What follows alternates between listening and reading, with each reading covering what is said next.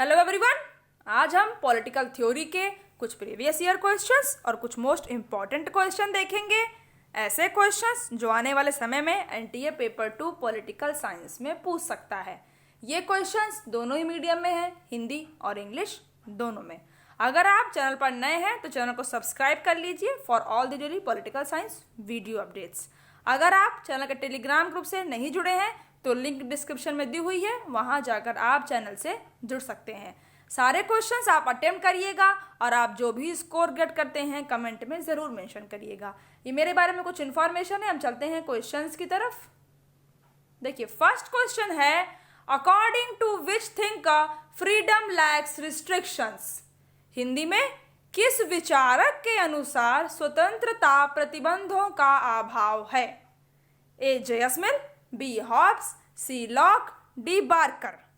बताइए कि ये स्टेटमेंट किसका है। आपके सामने 4 थिंकर्स हैं, बताइए। वीडियो को पॉज किया करिए और अपने आंसर्स आप लिखा करिए ताकि लास्ट में आप देख सकें कि आपने कितने क्वेश्चंस के आंसर करेक्ट किए हैं।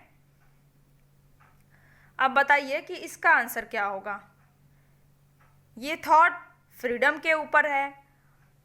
अब आप ये चारों थिंकर देखिए और बताइए कि किस थिंकर ने ये बात फ्रीडम के लिए रखी है कि स्वतंत्रता प्रतिबंधों का अभाव है। देखिए, इसका करेक्ट आंसर है ऑप्शन ए। जेएस मिल जी ने प्रतिबंधों की बात की है। ये रिस्ट्रिक्शंस को दोष मानते थे और इनका मानना था कि जो लोगों को नियंत्रित करते हैं उससे तो बेहतर है कि उन्हें उनकी इच्छा पर छोड़ देना चाहिए हमें। और वही स्वतंत्रता है जब हम उन्हें किसी भी तरह के प्रतिबंध से ना बांधें। Individual should be free, should do work according to desire. एक आदमी को उसकी इच्छा अनुसार काम करने की अनुमति हो, उसकी स्वतंत्रता कहीं से भी बाधित ना हो। तब तक बाधित नहीं होगी जब तक कि वो दूसरों को हार्म ना करे। अगर वो दूसरों को हार्म कर रहा है, नुकसान पहुंचा रहा है, तब तो उसके खिलाफ पनिशमेंट हो सकता है, तब वो स्वतंत्रता एक गलत देखी जाएगी। लेकिन अगर उसकी फ्रीडम, उसकी लिबर्टी से किसी दूसरे का नुकसान नहीं हो रहा है तो ऐसी स्वतंत्रता ठीक है। इनके अकॉर्डिंग ये था कि जो इंडिविजुअल्स हैं उनके पास इतना माइंड है, इतने रेशनल हैं कि वो अपना डिसीजन ले सकते हैं अपने अच्छे के लिए। और एक ह्यूमन अपना बेस्ट अटेन करने की कोशिश करता है अपनी लाइफ में। कोई अपने बारे में बुरा तो नहीं सोचेगा, अपने बारे में वो अच्छा ही सोचेगा, तो इसलिए उसे फ्री छोड़ देना चाहिए। इसी थॉट को डी रफायल ने भी सपोर्ट किया था। एक तरह से अगर हम इसमें देखें तो इसका कंक्लूजन है नेगेटिव लिबर्टी, जिसको जेएस मिल यहाँ सपोर्ट कर रहे हैं। इनके साथ और कौन कौन से थिंकर हैं जिन्होंने नेगेटिव लिबर्टी को सपोर्ट किया? एडमंड बुर्क हैं, थॉमस पेन हैं, बेंथम हैं, लॉक हैं, डी टॉकवेल हैं, और भी कई थिंकर्स हैं जिन्होंने सेम बात पर अपने विचार रखे कि एक पर्सन, एक ह्यूमन को आज़ाद छोड़ देना चाहिए। वह समझ सकता है कि उसके लिए क्या अच्छा है और क्या बुरा। इसी सेंस में जेएस मिल जी ने यह स्टेटमेंट दी है कि स्वतंत्रता प्रतिबंधों का अभाव है। आपको इसका आंसर मिल गया। देखते हैं नेक्स्ट क्वेश्चन क्या है। देखिए, second question, who considers the state as anti freedom.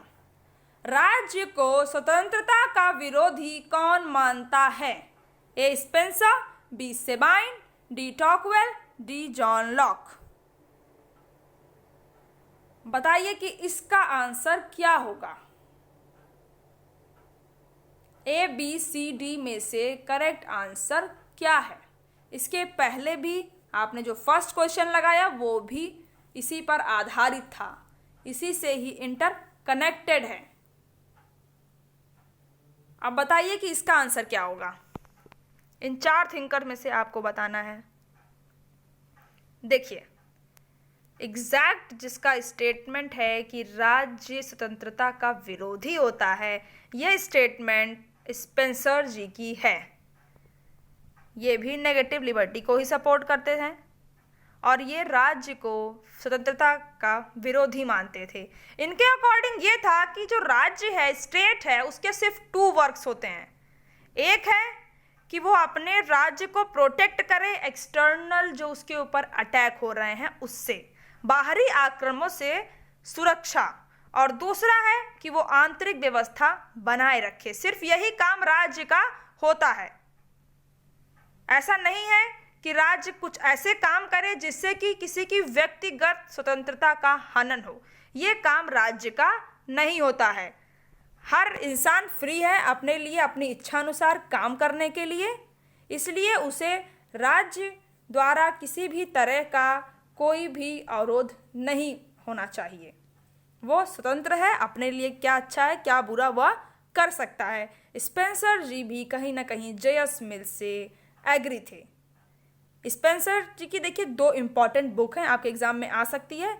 एक जो बहुत पॉपुलर है, the man versus the state, 1884 में वो बुक पब्लिश हुई, और दूसरी है द प्रिंसिपल्स ऑफ एथिक्स, 1892 में वो पब्लिश हुई। आपको इसका आंसर मिल गया। देखते हैं नेक्स्ट क्वेश्चन क्या है। देखिए थर्ड क्वेश्चन है, which thinker believes that equality is legal. किस विचारक का मानना है कि समानता वैधानिक होती है। आपके सामने 4 तरह की यहाँ पर विचारधारा मेंशन है। इन्हें विचारक तो नहीं, इन्हें विचारधारा कहा जाता है। मार्क्सिज्म है, सोशलिज्म है, लिबरलिज्म है, इंडिविजुअलिज्म है। बताइए कि किस विचारधारा का मानना है कि समानता वैधानिक होती है। मार्क्सवाद का मानना है, या समाजवाद का, या उदारतावाद, या फिर व्यक्तिवाद का। इसका आंसर क्या होगा। ये लॉ रिलेटेड बात है कि इक्वालिटी इज लीगल। क्या मार्क्सवाद इस पर एग्री करता है, समाजवाद एग्री करता है, या उदारतावाद, या फिर व्यक्तिवाद। देखिए इसका करेक्ट आंसर है ऑप्शन सी। लिबरलिज्म यानी उदारवाद मानता है कि समानता वैधानिक होती है, अर्थात व्यक्ति कानून व नियमों के समान होता है। अगर कानून और नियम है तो उसके सामने हर इंसान एक तरह होता है, वो चाहे अमीर हो और या चाहे गरीब हो। सबके लिए एक लीगल कॉन्स्टिट्यूशनल बाउंड्री है, छोटा बड़ा जो भी है सबके लिए एक बाउंड्री है, वो लॉ की है। रूल ऑफ लॉ सबके लिए होना चाहिए, जिससे कि हम एक पीसफुल इन्वायरमेंट बना सकेंगे, इंडिविजुअल वहाँ पर पीसफुल रह सकेंगे, और प्राइवेट प्रॉपर्टी के अधिकार सबको मिलेंगे।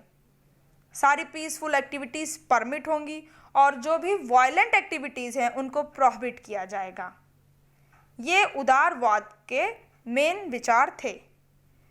अब उदारवाद में सबसे मेन थिंकर कौन है, उनको तो फादर ऑफ लिबरलिज्म कहा जाता है, वो हैं जॉन लॉक, जो उदारवाद को बहुत ज़्यादा उन्होंने बढ़ चढ़कर इस विचारधारा को सपोर्ट किया था।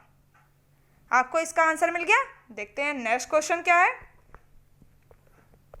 देखिए fourth question, arrange this books in chronological order of R.S. Tawney. R.S. Tawney की आपको बुक्स मेंशन है, आपको इनको ईयर वाइज लगाना है। ये सारी इनकी इंपॉर्टेंट बुक्स हैं। इक्वालिटी है, the एक्विजिटिव society, religion and rise of capitalism, education, the socialist policy. Year wise आप लगाइए, ABCD में से क्या है, कैसे लगेगा ये असेंडिंग ऑर्डर में आपको पब्लिशिंग ईयर के साथ इन्हें लगाना है। इक्वालिटी कब पब्लिश हुई, द एक्विजिटिव सोसाइटी कब पब्लिश हुई, religion and rise of capitalism कब पब्लिश हुई, एजुकेशन द सोशलिस्ट पॉलिसी कब पब्लिश हुई। ईयर वाइज आप अगर इन्हें आप जानते होंगे तो आप इसका आंसर करेक्ट कर सकते हैं। ये आप देखिए, एक बात है कि आपको ऑथर और बुक्स भी आते हैं, आना चाहिए, उसके बाद भी आपको बुक की पब्लिशिंग ईयर भी आना चाहिए। मैच द फॉलोइंग के फॉर्म में आ सकता है, अरेंज करने के लिए आ सकता है, इसलिए आपको ईयर के साथ अगर ये लर्न है तो बहुत अच्छा है। जनरली ये डिफ़िकल्ट होता है कि आप हर बुक को ईयर के साथ लर्न करें, पर अगर जो इम्पॉर्टेंट बुक है जो एग्ज़ाम में आ सकती है उनको आप लर्न कर लीजिए, क्योंकि वो आपको मार्क्स दिलाने में थोड़ा सा इजी हो जाएंगी, क्योंकि आप श्योर हो जाएंगे कि हाँ ये बुक तो आएगी क्योंकि इम्पॉर्टेंट है, और फिर अगर वो एग्जाम में आएगी तो आप उसमें नंबर जरूर गेन करेंगे। इसलिए आप बुक को पब्लिशिंग ईयर के साथ लर्न करा करिए। अब इसका आंसर क्या होगा, देखिए सबसे पहले है इक्वालिटी। इक्वालिटी का पब्लिशिंग ईयर क्या था, 1952। सेकेंड है द एक्विजिटिव सोसाइटी, इसका पब्लिशिंग ईयर क्या था, 1920। थर्ड है religion and rise of capitalism, इसका पब्लिशिंग ईयर क्या था, 1926। फोर्थ है एजुकेशन द सोशलिस्ट पॉलिसी, ये 1924 को पब्लिश हुई थी। अब आप इन्हें एक क्रम में लगाइए, अरेंज करिए। सबसे पहले आएगी एक्विजिटिव सोसाइटी 1920, सबसे पहले 1920। उसके बाद आएगी एजुकेशन द सोशलिस्ट पॉलिसी, यानी कि सेकेंड, फिर फोर्थ, और फिर थर्ड, और फिर फर्स्ट, यानी ए आंसर इसका करेक्ट होगा। एक्विजिटिव सोसाइटी 1920 है, फिर एजुकेशन द सोशलिस्ट पॉलिसी 1924 है, और थर्ड फिर religion and rise of capitalism 1926 है, और लास्ट है इक्वालिटी। इनकी इंपॉर्टेंट बुक है, बहुत बार एग्जाम में पूछी जा चुकी है और पूछी जा भी सकती है, जो कि 1952 में पब्लिश हुई थी। इसका आंसर क्या हो जाएगा, ऑप्शन ए। देखते हैं नेक्स्ट क्वेश्चन क्या है। देखिए fifth question, equality is only a sham in a socialist society. In reality, a handful of party officials have control over the system. Whose statement is this? Hindi में, समाजवादी समाज में समानता केवल एक दिखावा है। वास्तविक रूप में पार्टी के मुट्ठी भर पदाधिकारियों ने व्यवस्था पर नियंत्रण रखा है। यह कथन किसका है, आपको बताना है। जेम्स बर्नम का, मिलोवन डिसलस का, वॉल्जर का, या चार्ल्स टेलर का? बताइए इसका आंसर क्या होगा। ये भी स्टेटमेंट है, किसका है ये स्टेटमेंट, यहां आपको ये बताना है। क्या जेम्स बर्नम ने ये बात कही है? और बड़ा अच्छा स्टेटमेंट है ये, कि समाजवादी जो समाज है वो समानता के लिए केवल एक दिखावा है। वास्तविक रूप में पार्टी के मुट्ठी भर पदाधिकारियों ने व्यवस्था पर नियंत्रण रखा है। एक रियलिटी को ये कहीं ना कहीं दिखाता है स्टेटमेंट। अब ये किसका है, आपको यहां पर ये बताना है। देखिए इसका करेक्ट आंसर है ऑप्शन बी। देखिए इसका करेक्ट आंसर है ऑप्शन बी। मिलोवन डिसलस का यह स्टेटमेंट है। इन्होंने ये स्टेटमेंट अपनी बुक द न्यू क्लास में लिखा था, जिसके पब्लिकेशन के बाद इनको अरेस्ट भी किया गया था। ये युगोस्लाविया के थे। इनकी और इम्पॉर्टेंट जो बुक्स हैं वो हैं लैंड विदाउट जस्टिस 1958 में पब्लिश हुई थी, मेमोयर ऑफ अ रेवोल्यूशनरी 1973 में पब्लिश हुई थी, और वॉर टाइम इनकी बुक है 1977 में वो पब्लिश हुई थी, और इनका एक एस्से है प्रिजन्स एंड आइडियाज़ जो 1986 में पब्लिश हुआ था। जिस बुक में इन्होंने ये स्टेटमेंट दिया था उस बुक का क्या नाम है, द न्यू क्लास। इनकी इंपॉर्टेंट बुक है, पूरा नाम था the new class and analysis of the communist system. 1957 में वो बुक पब्लिश हुई थी। आपको इसका आंसर मिल गया। देखते हैं नेक्स्ट क्वेश्चन क्या है।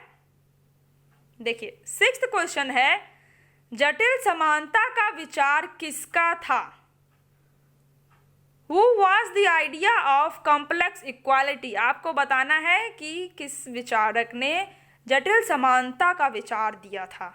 ए अरिस्टोटल, बी वॉल्जर, सी सेबाइन, डी मॉन्टेस्क्यू?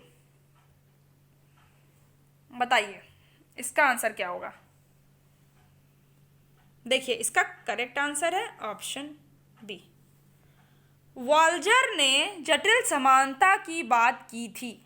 अभी जटिल समानता में आता क्या है, ये किस तरह की समानता है? देखिए इनके अनुसार समाज में मूलभूत वस्तुओं के वितरण के भिन्न मानदंड होने चाहिए।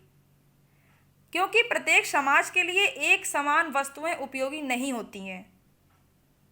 इनके अनुसार सभी व्यक्तियों को समान मूलभूत सुविधाएं प्राप्त हो तो अच्छा है, और सबको समान देने के लिए ऐसा नहीं है कि हम एक ही समान सबको दे रहे हैं। जिसको जिस चीज़ की ज़रूरत होगी उस हिसाब से हमें अपने जो वस्तुएं हैं, जो नेसेसरी आइटम्स हैं, उनको उस हिसाब से हमें बांटना चाहिए, क्योंकि प्रत्येक क्षेत्र में समानता संभव नहीं है। यही था इनका कॉम्प्लेक्स इक्वालिटी का विचार। इन्होंने इस विचार को अपनी किस बुक में लिखा था? वॉल्जर ने ये थॉट इन्होंने अपनी बुक स्फेयर्स ऑफ जस्टिस में लिखा था, जो कि 1983 में पब्लिश हुई थी।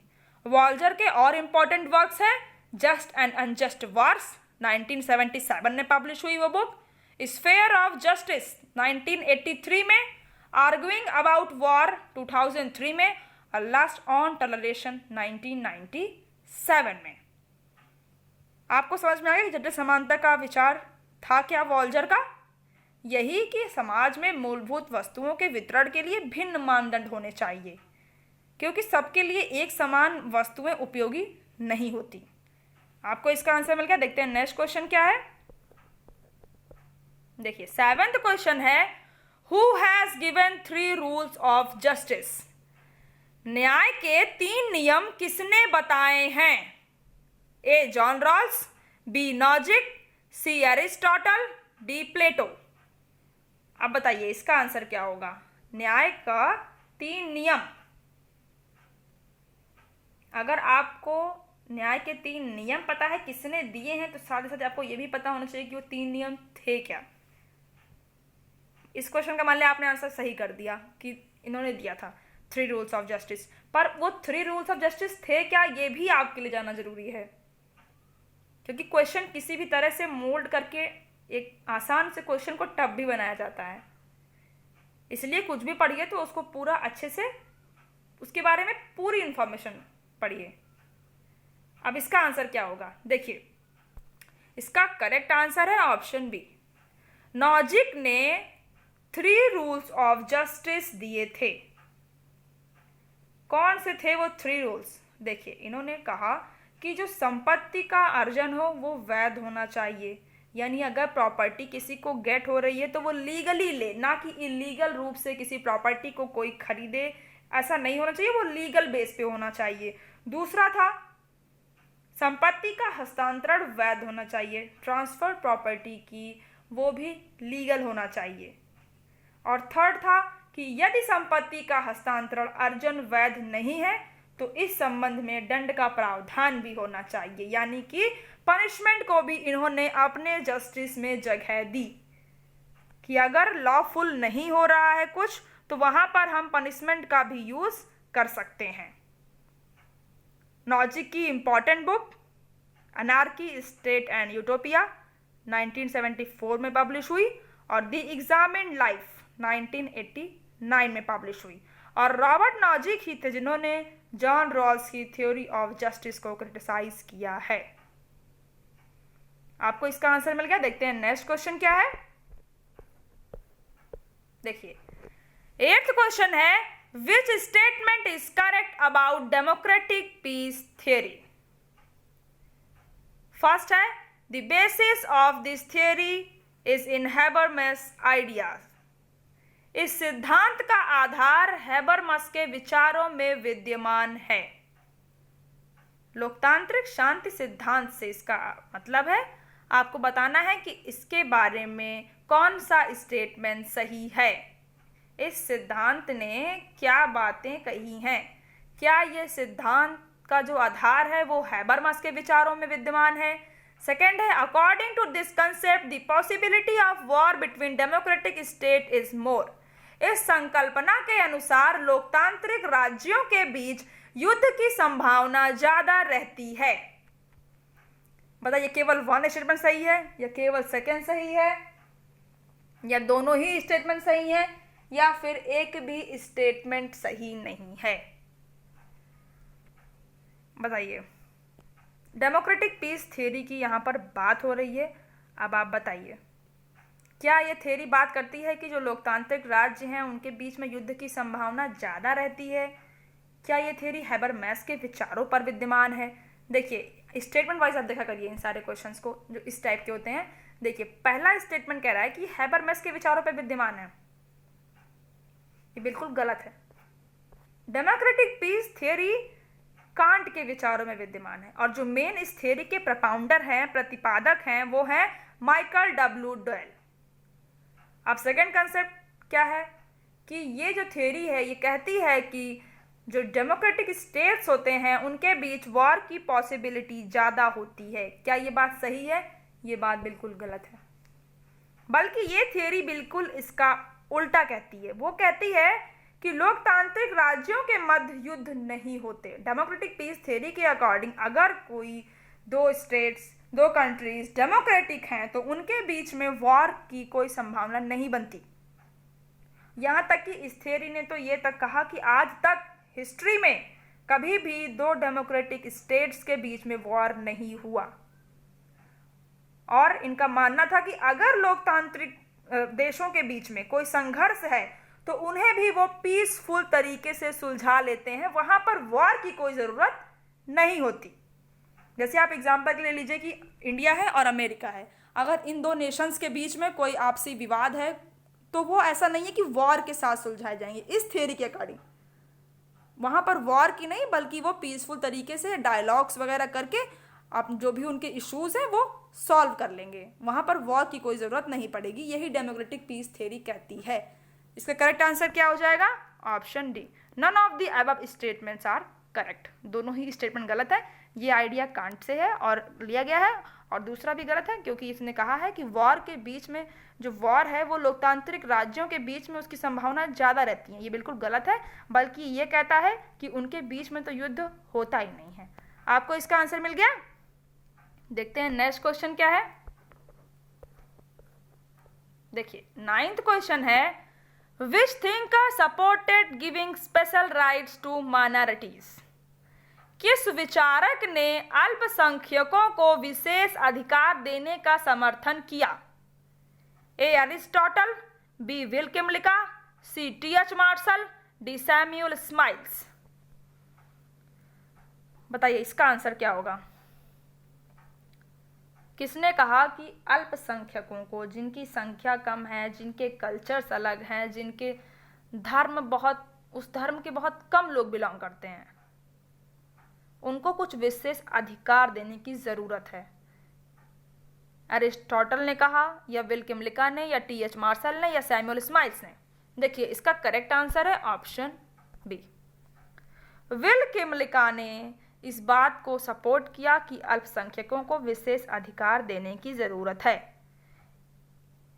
इन्होंने डेमोक्रेटिक स्टेट्स के उस आइडिया को बिल्कुल नकार दिया जिसमें उन्होंने कहा था कि नागरिकता के सार्वभौमिक विचार, जिसमें कि नागरिक को एक समान अधिकार प्राप्त होना चाहिए। इस बात को विल्किमलिका ने बिल्कुल क्रिटिसाइज किया और उसे नकार दिया।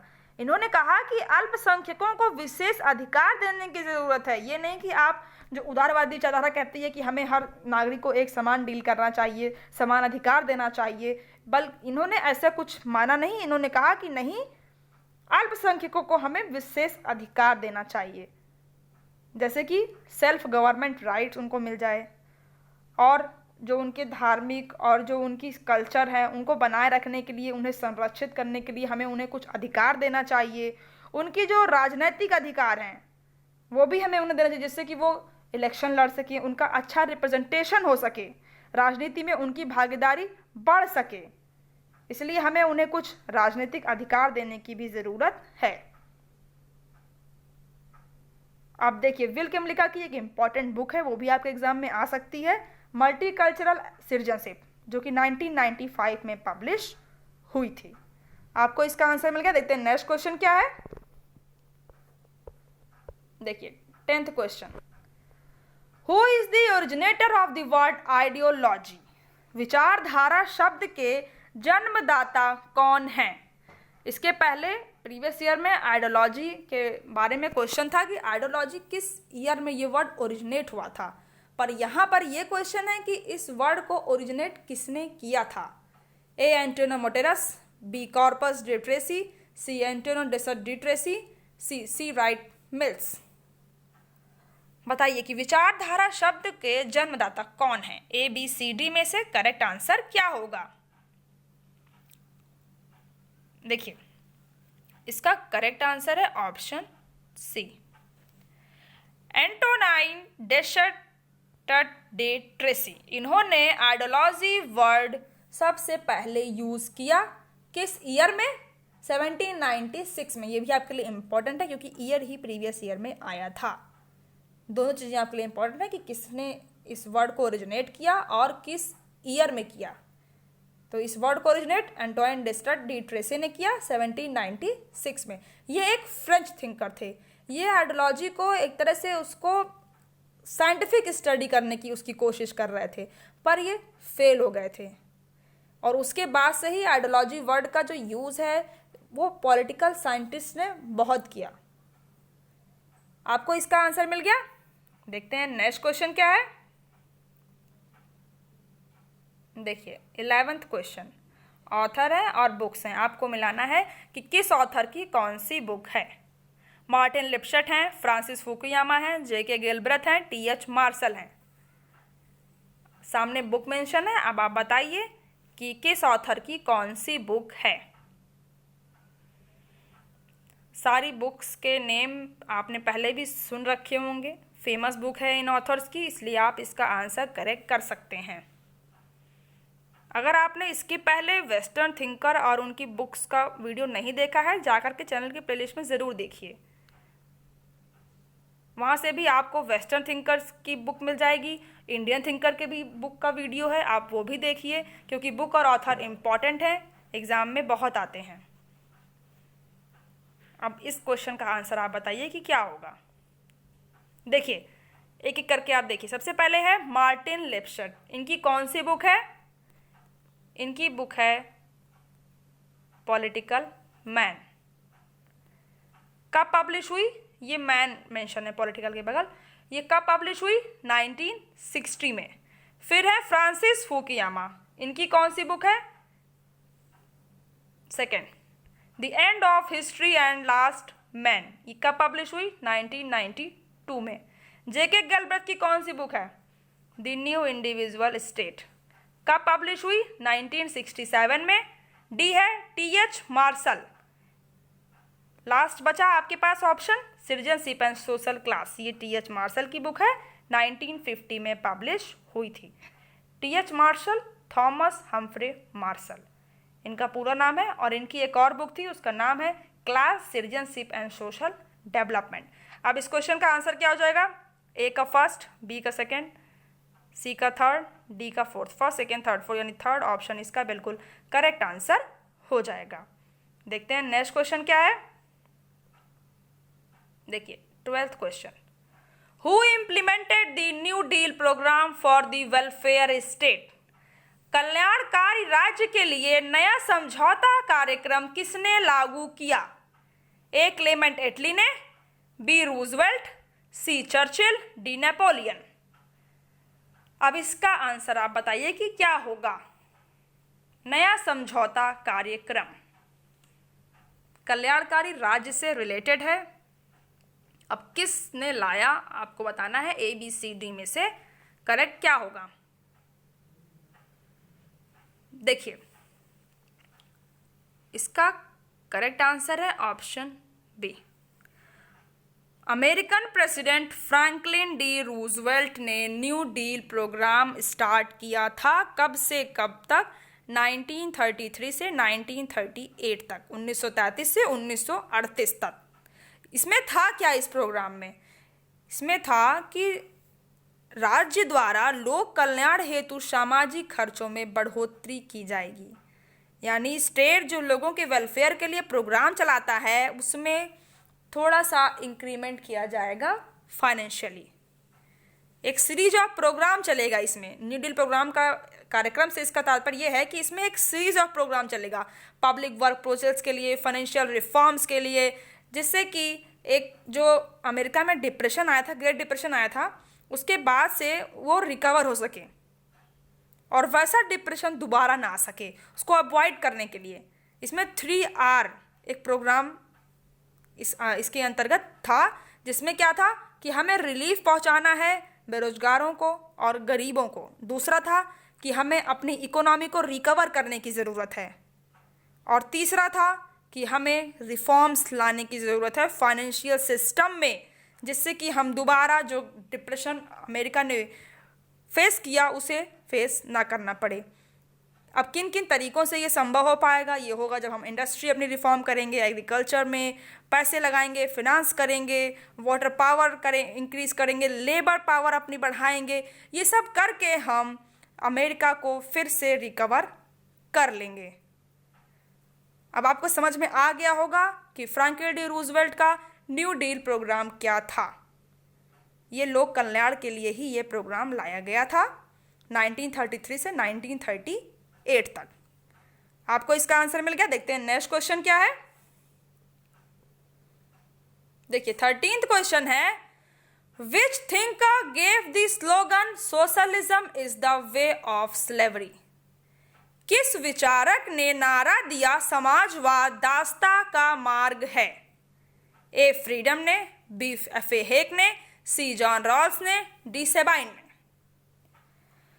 आप बताइए कि ये स्टेटमेंट किसका है कि समाजवाद दास्ता का मार्ग है। अगर कोई देश समाजवाद को फॉलो कर रहा है तो वो दास्ता में घिर रहा है, दास्ता से घिर रहा है। फ्रीडम का है या एफ.ए. हेक का या जॉन रॉल्स का या सेबाइन का? देखिए इसका करेक्ट आंसर है ऑप्शन बी। एफ.ए. हेक ने अपनी रचना में द रोड टू सर्फडम, जो कि 1944 में पब्लिश हुई थी, उसी में उन्होंने इस नारे का जिक्र किया था कि socialism is the way of slavery. इनका मानना था कि समाजवाद एक राज नियंत्रित अर्थव्यवस्था है। एक कल्याणकारी राज्य को ये क्रिटिसाइज करते थे। इनका मानना था कि समाजवाद दास्ता का मार्ग है, क्योंकि वेलफेयर स्टेट में होता क्या है, वहां पर व्यक्ति के जीवन पर राज्य नियंत्रण स्थापित कर लेता है, एक इंडिविजुअल की जो आज़ादी है वो समाप्त हो जाती है, और इन सभी कारणों से उस देश की, उस राष्ट्र की अर्थव्यवस्था भी खराब हो जाती है। इसी वजह से इन्होंने कहा था कि समाजवाद दास्ता का मार्ग है। कोई कल्याणकारी जो राज्य है वो जो अपने सोच रहा है कि उससे राज्य का कल्याण होगा और वो लोगों की लाइफ में इंटरफेयर कर रहा है, उनकी लाइफ को पूरी तरह से कंट्रोल कर रहा है, तो इससे क्या होगा कि वो एक दास्ता का मार्ग है। इंडिविजुअल फ्रीडम खत्म हो जाएगी और वहाँ की जो इकोनॉमी है वो भी पूरी तरह से नष्ट हो जाएगी। एफ.ए. हेक की एक बुक आपने देखा भी, द रोड टू सर्फडम, जिसमें इन्होंने ये बात कही थी, और दूसरी इनकी इंपॉर्टेंट बुक है द कॉन्स्टिट्यूशन ऑफ लिबर्टी, जो कि 1960 में पब्लिश हुई थी। आपको इसका आंसर मिल गया। देखते हैं नेक्स्ट क्वेश्चन क्या है। देखिए 14th क्वेश्चन है, who gave the idea of progressive democracy? प्रगतिशील लोकतंत्र का विचार किसने दिया था? ए एरिक फ्रोमेन ने, बी पाल्मिरो टोग्लियाटी ने, सी पोलाक ने, डी एडोर्नो ने। अब बताइए इसका आंसर क्या होगा। प्रोग्रेसिव डेमोक्रेसी ये किस थिंकर का थॉट था? ए बी सी डी में से करेक्ट आंसर क्या होगा? क्या एरिक फ्रोमेन ने दिया था, या पाल्मिरो टोग्लियाटी ने दिया था, या पोलाक ने दिया, या एडोर्नो ने दिया? इसका आंसर क्या होगा? देखिए ए बी सी डी में से करेक्ट आंसर हो जाएगा ऑप्शन बी। पाल्मिरो टोग्लियाटी ने प्रोग्रेसिव डेमोक्रेसी का थॉट दिया। ये एक इटालियन पॉलिटिशियन थे। इन्होंने बहुलवादी व्यवस्था और बहुलवादी समाज को स्वीकार किया। इन्होंने जो सर्वहारा वर्ग का एक दलीय शासन है उसका विरोध किया था। इनका मानना था कि प्रोग्रेसिव डेमोक्रेसी में साइंस, टेक्नोलॉजी, इकोनॉमिक डेवलपमेंट की व्यवस्था की जाए, जिससे कि क्या हो कि ह्यूमंस की कंडीशन भी इम्प्रूव हो सके, और वही इनका प्रोग्रेसिव डेमोक्रेसी का थॉट था। ये चाहते थे कि समाज में एक बहुलवादी व्यवस्था का निर्माण हो, एक बहुलवादी समाज हो। ऐसा नहीं है कि वहाँ पर एक दलीय शासन चला आ रहा है लगातार, तो उससे कोई वहाँ पर प्रोग्रेस देखने को नहीं मिलेगी, सारे ह्यूमंस की तो नहीं मिलेगी। अगर हम देखें तो सर्वहारा वर्ग को प्रॉफिट होता है, पर सबका उससे अच्छा नहीं होगा। इसलिए इन्होंने कहा कि अगर हमें पूरे समाज की प्रगति करनी है तो उसके लिए हमें प्रगतिशील लोकतंत्र की जरूरत है। और ये विचार पाल्मिरो टोग्लियाटी का था। आपको इसका आंसर मिल गया। देखते हैं नेक्स्ट क्वेश्चन क्या है। देखिए 15th क्वेश्चन है, who is the proponent of deep ecology? गहरी पारिस्थितिकी के समर्थक कौन हैं? ए टेड टर्नर, बी आर्ने नीस, सी गुडविन ब्रोम्बी, डी सैंडल। यहां पर तो आपसे सिर्फ डीप इकोलॉजी के समर्थक का नाम पूछा गया है। डीप इकोलॉजी है क्या, ये आप यहां पर नहीं पूछा गया। ये क्वेश्चन थोड़ा सा आपके लिए आसान हो सकता है। इनफैक्ट मैच द फॉलोइंग के फॉर्म में ये क्वेश्चन पहले भी आ चुका है कि डीप इकोलॉजी किस थिंकर ने दिया था, वहां पर मैच कराना था आपको। इसलिए ये जो न्यूली एडेड टॉपिक्स हैं इनको आपको पढ़ना बहुत ज़रूरी है।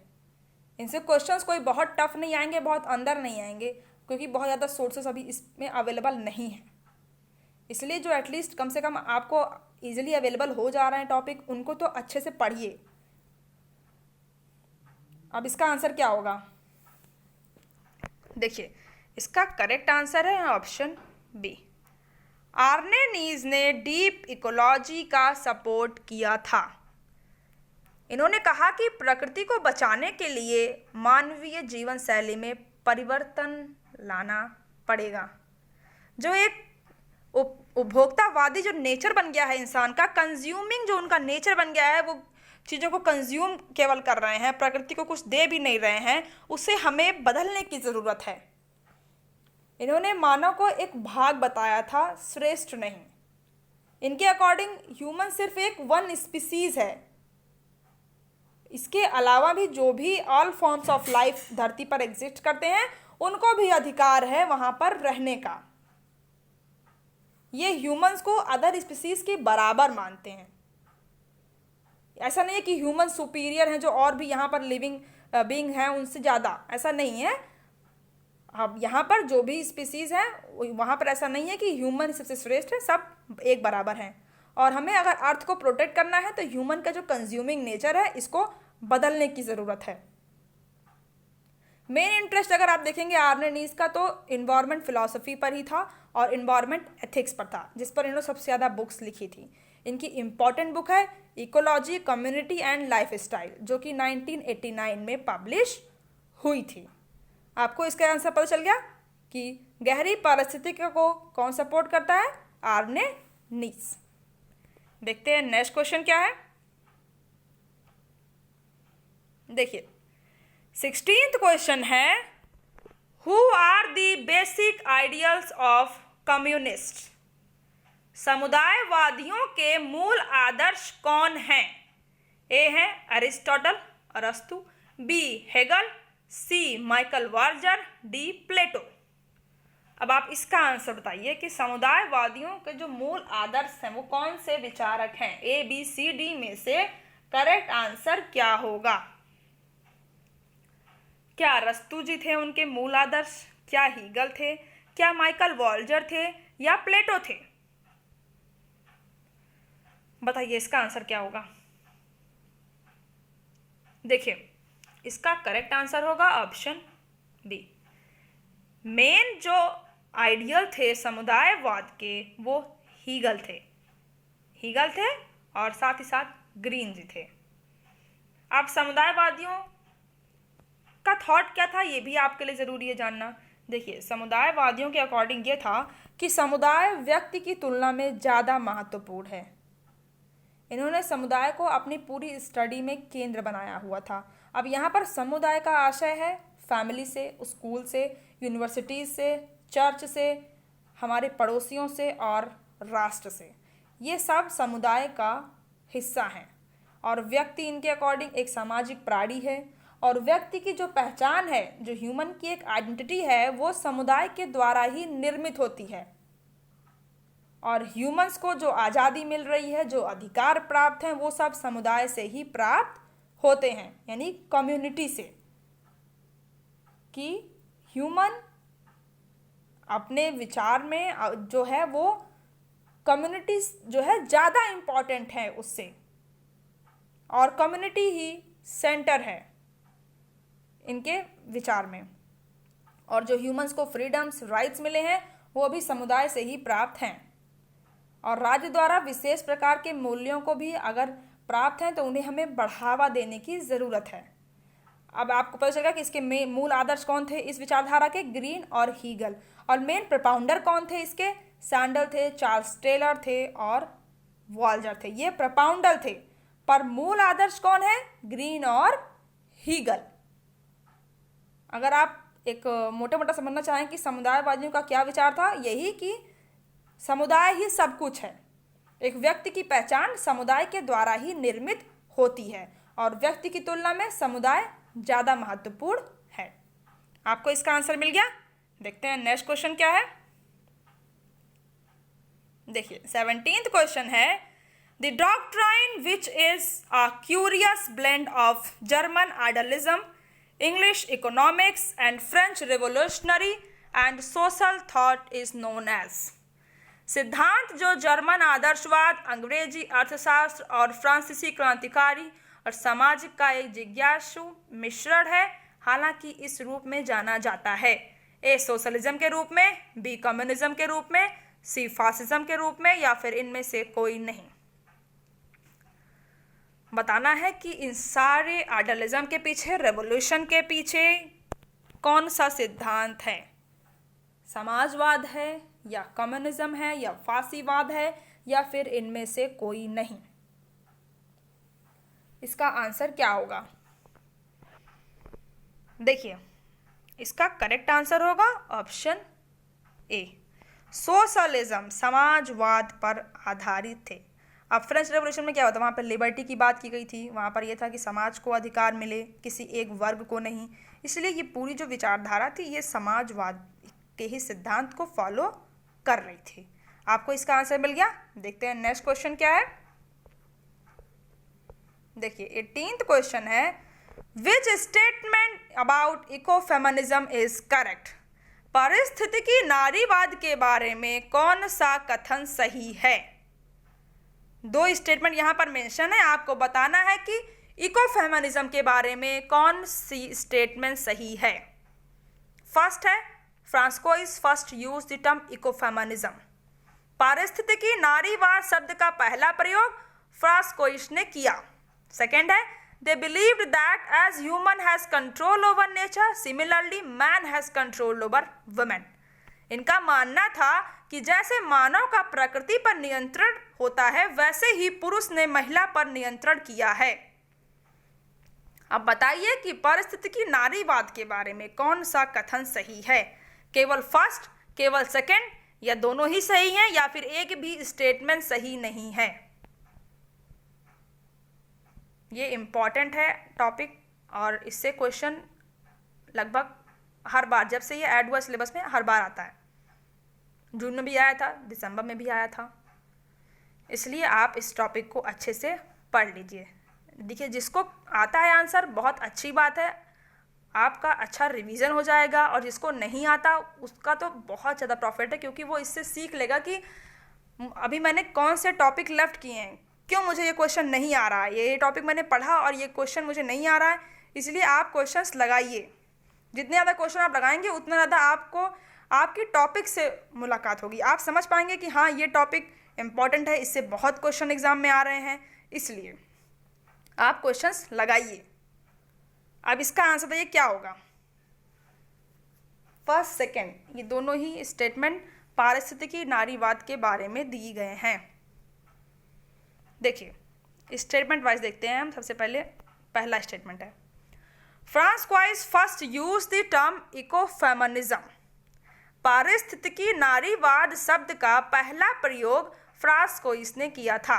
क्या ये सही है? यह स्टेटमेंट बिल्कुल सही है। अगर जिसने इकोफेमिनिज्म के बारे में पढ़ा होगा तो उसे पता होगा कि इस टर्म का सबसे पहले यूज फ्रांस कोइस ने ही किया था। कब? 1974 में। अब दूसरा स्टेटमेंट क्या कह रहा है? They believed that as human has control over nature similarly man has control over women. ये स्टेटमेंट का इकोफेमिनिज्म के बारे में सही है कि मानव का जैसे प्रकृति पर नियंत्रण होता है वैसे ही पुरुष ने महिला पर नियंत्रण किया है। यह स्टेटमेंट भी बिल्कुल सही है पारिस्थितिकी नारीवाद के बारे में। इन्होंने कहा कि नारीवाद की अधीनता प्रकृति की अधीनता के समान है, दोनों ही इक्वल हैं। जैसे प्रकृति का बहुत ज़्यादा एक्सप्लॉयटेशन ह्यूमन कर रहा है, वैसे ही फीमेल्स के एक्सप्लॉयटेशन के पीछे जो एक मेल पैट्रियार्की है उसके ऊपर प्रभुत्व स्थापित कर लेती है। ये दोनों ही बातें एक समान हैं। जैसे महिलाओं का गुण क्या है? देखभाल है, प्रेम है, सहानुभूति है, उनका नेचर है, वैसे ही प्रकृति भी है। इसीलिए इकोफेमिनिज्म ने इन दोनों की तुलना की, प्रकृति की और स्त्री की, और ये स्टेटमेंट दिया कि जैसे मानव का प्रकृति पर नियंत्रण होता है वैसे ही पुरुष ने महिला पर नियंत्रण किया है। अब इसका करेक्ट आंसर क्या हो जाएगा? Option C. Both first and second statements are correct about ecofeminism. अब देखिए, जिसने इकोफेमिनिज्म नहीं पढ़ा होगा आज उसे पता चल गया कि पहली बार इकोफेमिनिज्म पारिस्थितिकी नारीवाद शब्द का प्रयोग किसने किया था? फ्रांस कोइस ने किया था। कब किया था? 1974 में। और इस विचारधारा का थॉट क्या था? यही कि जैसे प्रकृति की अधीनता हो रही है वैसे ही उसके समान ही नारीवाद की भी अधीनता है। जैसे उसका एक्सप्लॉयटेशन हो रहा है वैसे ही उसके ऊपर भी एक प्रभुत्व स्थापित करने की कोशिश करता है ये मेल समाज।